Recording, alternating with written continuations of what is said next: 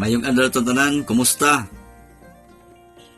Ako nang hinaot nga naa kamo kanunay sa mayong panglawas, nga ang Dios kanunay magapanalangin sa inyong matag-adlaw nga buluhaton.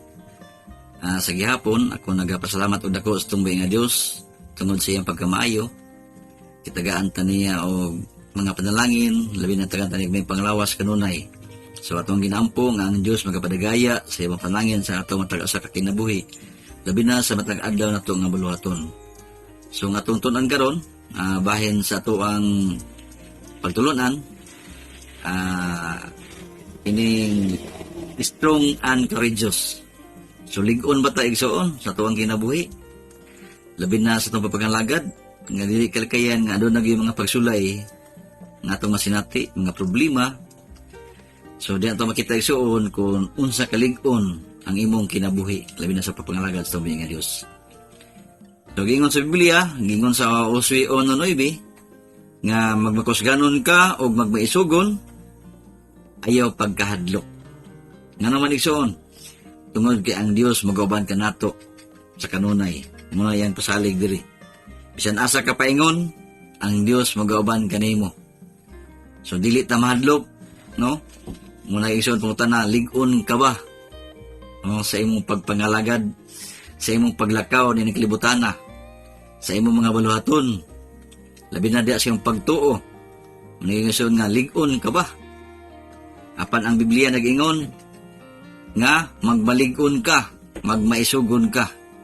Nganuman, kay naa ang Dios magauban kanimo. So, unsa pag-ingon ni Salmista David, no, sumala sa Salmo. Salmo, Kapitulo 68, versikulo 19. Dalaygon ang Ginoo nga sa matag adlaw nagapas-an sa atong palasanon, bisan ang Dios nga mao ang atong kaluwasan. Ang mga kabug-at igsuon, ang sagingon diya, ang Dios mo'y nagapas-an ni anak. Nagpasabot nga iyang tanggitabangan sa kanunay. Dili ta niya pabugatan, ingon ana kamaayo ang Dios. No? Ingon ana igsuon kamaayo ang Dios sa atong kinabuhi. Nga sa matag adlaw iya tang giubanan. So, muna igsuon nga, ato nang ginalantaw kanunay, no, nga, perting maayo ang Diyos sa tuwa. Kita lang igsuon, nagatuman ba ta sa iyahang kabubuton.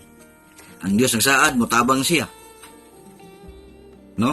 Ang imo mga kabugaton, tabangan ta sa Ginoo. Kita igsuon, nagmasinulundon ba ta sa kabuton sa tumbay nga Diyos. Sa itong pagtuo, lig-on ba ta? Di ba ta mo talaw? Sa Biblia, magmaisugon ka. No?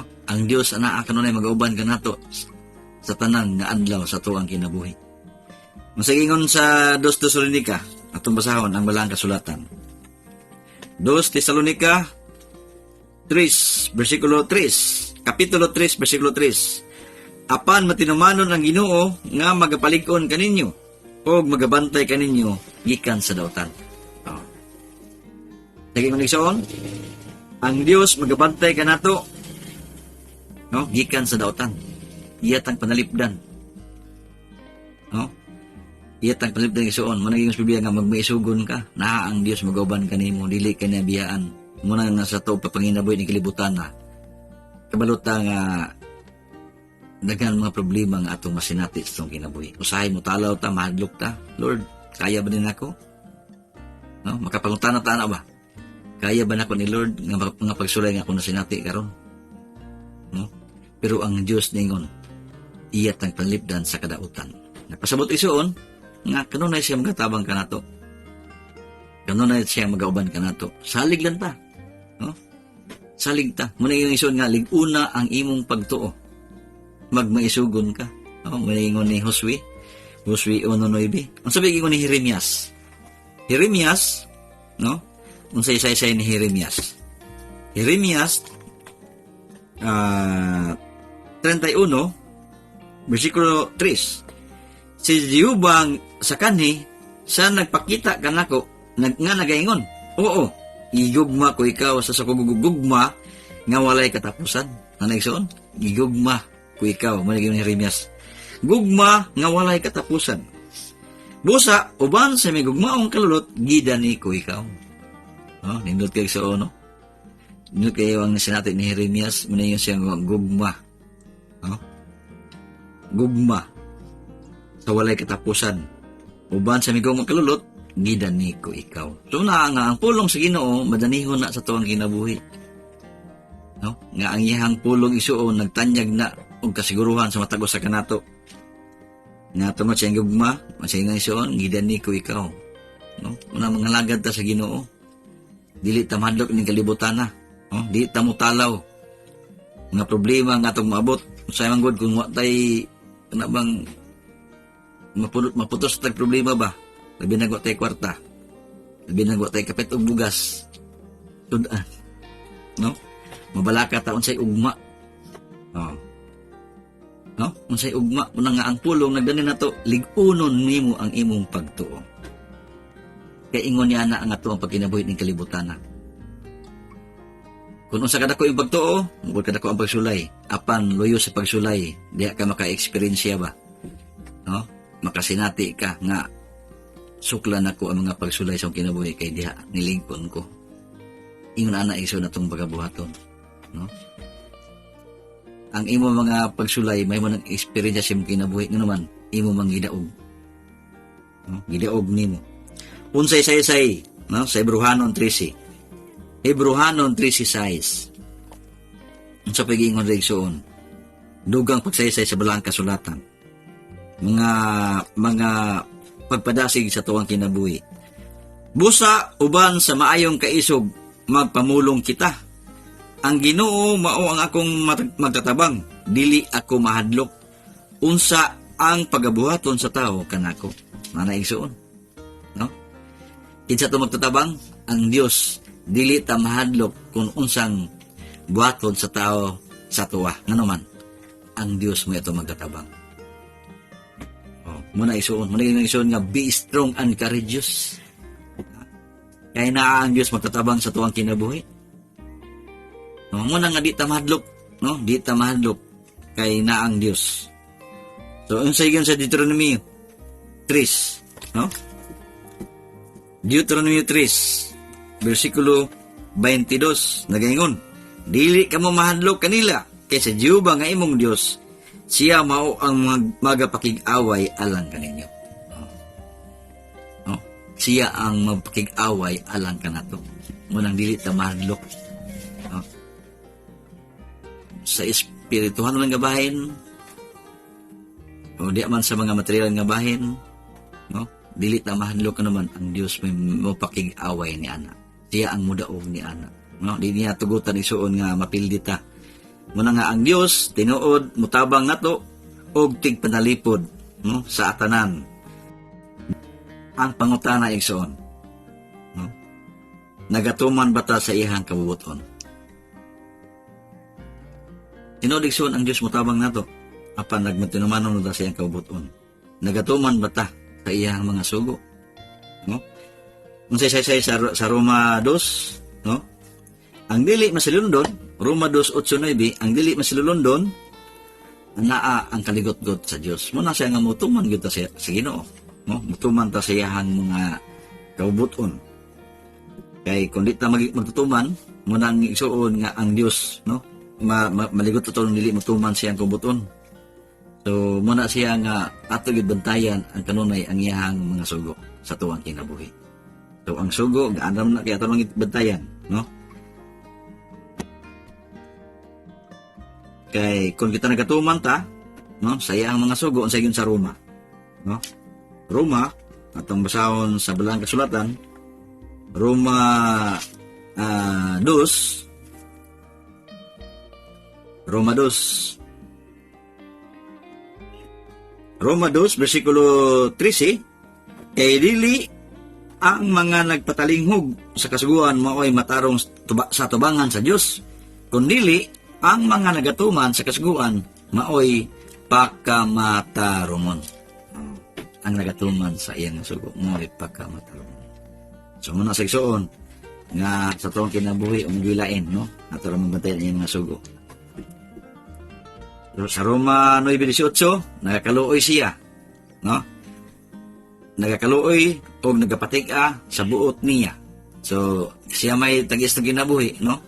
Nakaluoy siya sa buot niyang kaluyan, nagapatig-a siya, no? Sayang nagapatig-a sa igsoon, muna siya nga sa tanan, may katungod siya, kaya siya man ang tagiya sa tuong kinabuhi, no? Siya ang naghulma sa tao, no?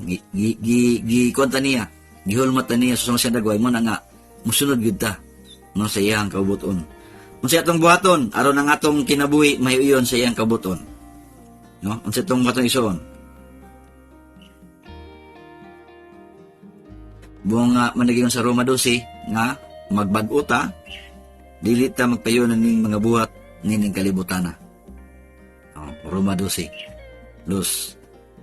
nga dili ta magpayon sa mga buhat ning kalibutan na. Dagan kayo mangod nga mga buhat ning kalibutan nga dili makahimo atubangan sa tunggoy nga Dios. So kita nga tao, kita mo katungod isuon nga mulantaw unsay maayong buhaton ug unsay dili angay buhaton, no? Atong lang taon sa makadaghan. Ang Dios ba mo laglag sa mga matarong? No? Dili. Sama sa kinabuhi ni Lot, no? Ingon si Abraham, Ginoo, kun dunay sigwita kabuok diha, imo bang naglagon ang Sodom ug Gomorra? Dili. Ambot ano 40, anton niabot na lang og G's, no? Rag naodon si Abraham. Pero wala niya gilaglag ang mga matarong, ano man? Kay si Lot, gipagawas niya sa Sodom ug Gomorra, ug nalawas sila. So dili good ang Dios mulaglag sa matarong nga tao. Amen? Iyang tabangan. Muna iyang pasalig, tabangan niya. Kubo 5:11, unsa yun siya Kubo 5:11, no? Atong basahon diri soon. Kubo 5 bersikulo 11 nagaingon. Aniya karon gitawag ta sila nga mga bulahan nga nagabadayon sa mapailobon. Hingdunggan ninyo ang pagpailob ni Job ug nakita ninyo ang tuyo sa gihatag kaniya sa Ginoo. Daunsa nga pagkamapanguron ug magpagkamaluluyon gayud ang Ginoo. Yan na, no? Ang grabe ang Ginoo. Mayo kayo. No, sama sa kinabuhi ni Job, sa diyang gidaog niya pagsulod sa kinabuhi. No, gitabangan si Job. O si Job, no? Sa iyang nagian.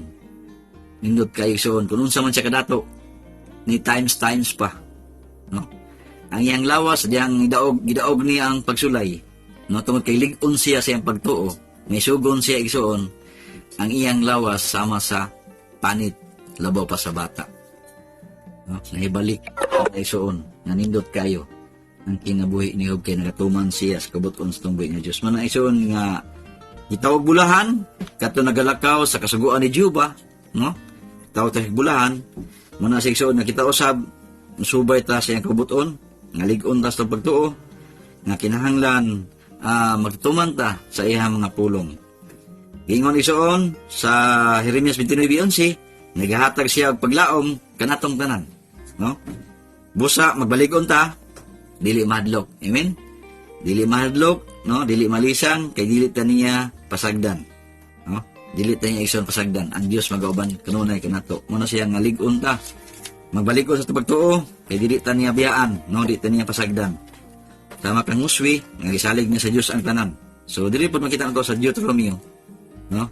Deuteronomio 31, ang sagingon sa balang kasulatan. 31, versikulo 6, magmakusganon kamo og magbadasigon kamo, dili kamo malisang kanila. O dili kamo mahadlo kanila kay si Juba nga imong Dios mao ang magauban kanimo, dili ka pasagdan niya ni pagabiyaan ikaw niya. Dili tayo sa pasagdan, dili po tanibiyaan. So inaot ko, nga kini mga pulong sa kamaturan, makabarasig ka na to. Ang atong malantaw, nga doon ay Diyos yung tabang ka na to. Kinanlig-on ta sa tong pagtuo. Amen? Magsalamat sa iyong paglantaw, ang Diyos mga panalangin sa iyong mga pulong, ug atong tapuson sa mga pag-ampo. Lord, labing gaman na tanan ng Ginoong Diyos, salamat Ginoo sa iyong pagkamaayo. Salamat naman sa mga pulong sa kamaturan ng tanyag sa among taliwala karon. Kami nang nagampo amahan, ikaw mga blisto maplunga nga magkuhato pagtulon na amahan nga ang uban nga makita nini makahatag kinig padasig sa bato sa kinabuhi nga silang kinabuhi amahan mabalig-on sila. Salamat Ginoong Dios, ikaw Ginoong magapanalangin o magatabang sa matuo sa kanila kanamong tanan amahan. Salamat Ginoong Dios sa imong pulong sa mga pulong sa maturan amahan nga mga sa taliwala. Ang tanan Ginoo among salig pasalamatan Sa ngalan ni Kristo Jesus ang bugtong ubing luwas. Amen.